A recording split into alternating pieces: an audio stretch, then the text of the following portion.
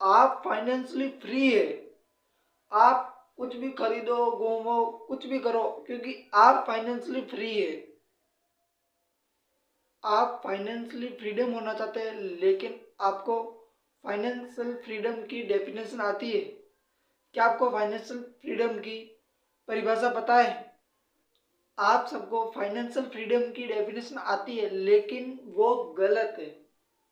मैं पक्का कह सकता हूँ वो गलत है, क्योंकि आप सबने कहीं ना कहीं वो डेफिनेशन सुनी होगी कि आप मिलीनियर या बिलीनियर बन जाते हैं तो आप फाइनेंशियल फ्री है।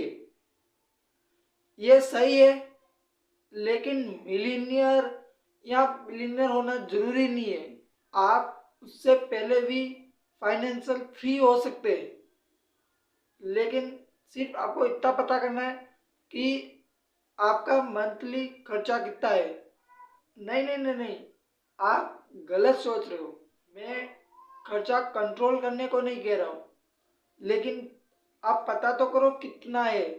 जितना भी हो, आप ये सोचो कि साल का 2 लाख है, और अगर आप कहीं घूमने चले गए तो खर्चा बढ़ेगा।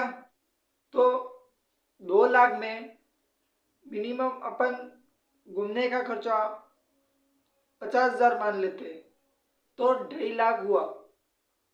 और कुछ खरीद लिया तो टीवी, बाइक, कुछ भी, तो 1 लाख और मान लेते हैं।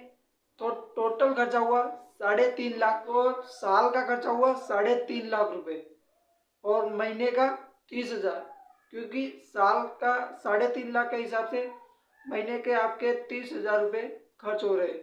तो अगर आप महीने के 50,000 रुपये कमा रहे हैं, मैं एक्टिव इनकम की बात नहीं कर रहा, मैं पैसिव इनकम की बात कर रहा हूँ। अगर आपकी महीने की पैसिव इनकम 50,000 है तो आप फाइनेंशियली फ्री है, क्योंकि आप साल के 6 लाख कमा रहे हैं खर्चे से ज़्यादा।